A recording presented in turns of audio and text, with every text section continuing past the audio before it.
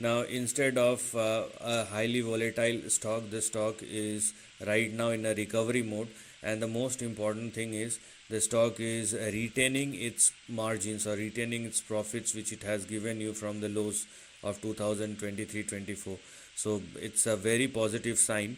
What we want right now is further stability and accuracy, and the recovery may continue thereafter.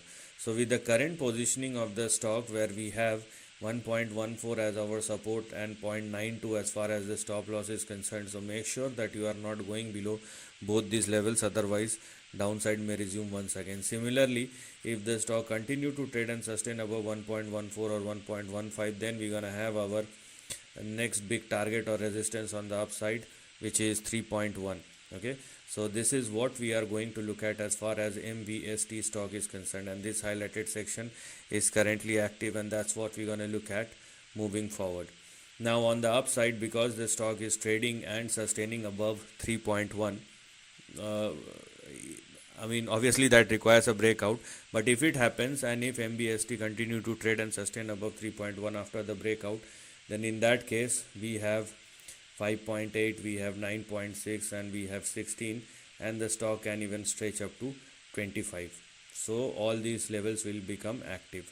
So basically, as a moral of the story, the after the big correction, it looks like that this upside is resuming once again, but the upside is restricted in between this particular range.